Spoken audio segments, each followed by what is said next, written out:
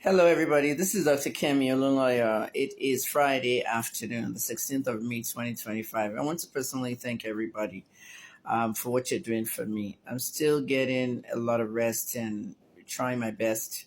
I had to reduce the number of social platforms that I'm on because of the psychological effects of PTSD for me.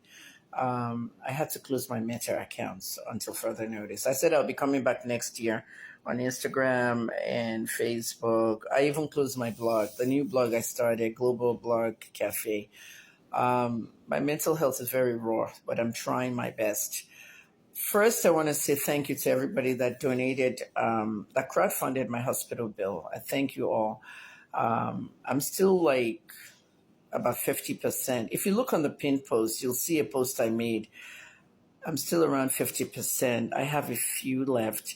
So for the 157,000 here today, please let's crowdfund if you can. Let's crowdfund 500 naira, okay, to 1,000 or even more if you want. I gave you a breakdown of the GoFundMe. The GoFundMe is not accurate because some of you are sending it to my local accounts. So I just made it 50% instead of the 38 you see up there. If you want to help me, I need you to send your donation to First Bank of Nigeria 2007 477 948. 2007 477 948.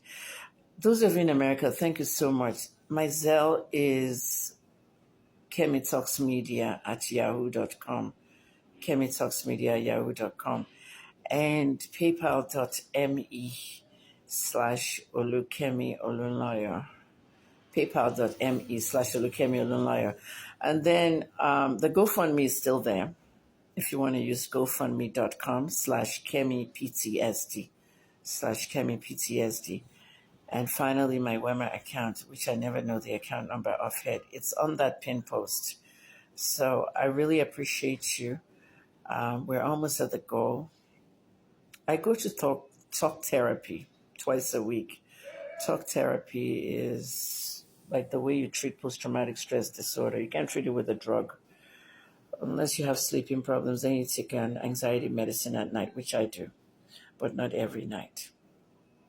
It's not easy on me. You wouldn't even believe it. I'm keeping myself busy, reading news, blogging White House activities, on X, reading what's going on around the world. It's not easy, but TikTok is the most loyal fans I have. I couldn't shut TikTok down. I wanted to, but I had to close my Facebook. Almost 800,000 people there, and my Instagram. They bullied me on Instagram because of that Priscilla post, and I can't take bullying anymore. I'm very sensitive because of what I went through. Imagine if you or your daughter was sexually assaulted by over 20 men, and they're now almost 61, and their father ran away, and their father hid it, and their father even paid the media to say that I accused him of sexually molesting me as a kid, just to shut me off. Some of my siblings just found out. I don't care about them so much. They were part of my hurt, but my children are men, and they just found out. So it triggers the PTSD. I'll tell you more about post-traumatic stress disorder. You see what's going on with Cassie in the courtroom in the Diddy trial. A lot of the things she did is triggering her PTSD. It's post-traumatic stress disorder. It's a mental disorder. It's not a mental illness. It's a mental disorder because trauma is human experience.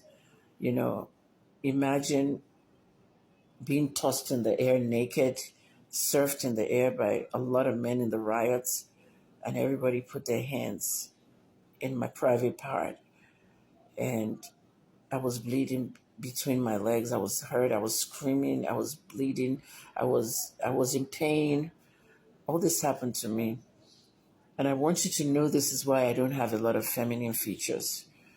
Let me tell you about those feminine features. Some of you talk about my nails that are long. They say I don't do my nails. I'm going to show you my nails. Let me just show you this one.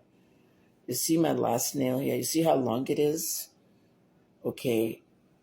One young lady I met like 2 years ago when I was in Ghana for the African Games, she said, "Oh my God, look at this lady's nails." I actually went to have them scrape my leg and all, pedicure. And this lady was like, "Are you not going to do your nails?" I'm like, "No, I don't paint my nails. Like, we pay for this." She literally told me that they pay for nails that look like this. Look at my nails, right? Notice that the first three are short. I cut them because of dishes and other things I have to do. See the last one, how long it is. So, and that's really what I want to tell you. I only have 3 pairs of shoes.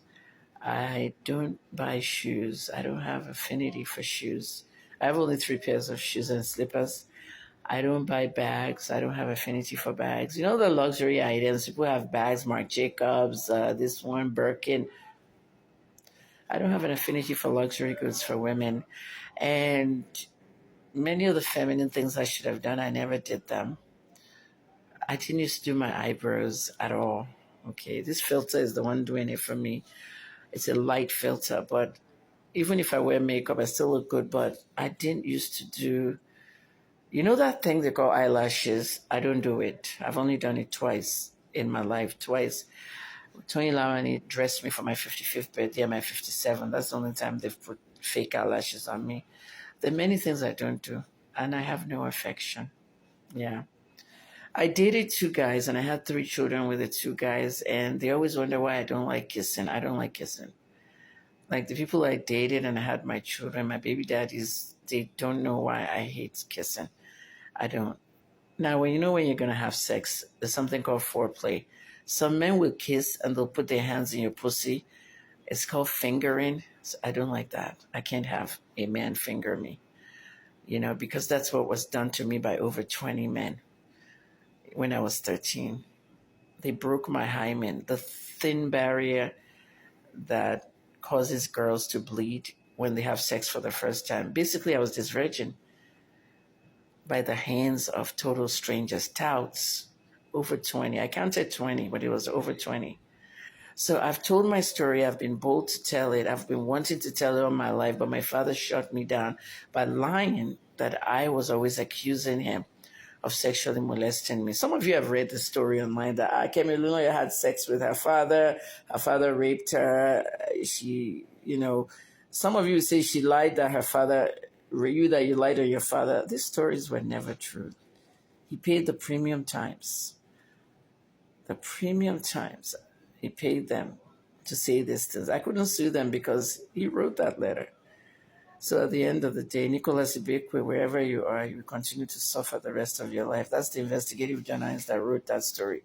He told me to stop dragging him. My father wrote the letter and all that, but you couldn't call me. What many in journalism said was he should have called me to verify that letter and what my dad said. What do I have to say? He went straight to press. Okay.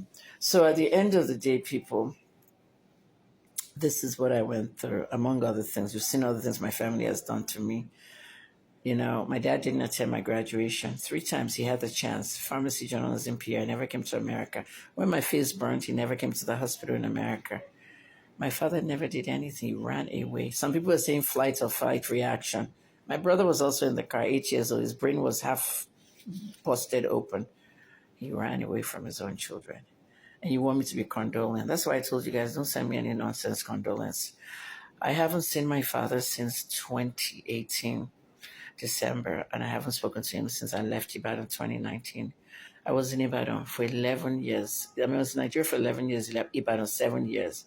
You did not get me a job. You promised to get me a job. You said I should come home. Ajimobi will give me a job. Obasanjo will give me NAFTA. You didn't do anything for me, and then I walked away. When I got to Lagos, he calls me every day. Please come back. Please come back. I could not come back. So I had not seen him, and I don't talk to him anymore. In 2021, he called me. I picked up the phone. I was on a live Twitter space, and I just decided, let me put him on this Twitter space.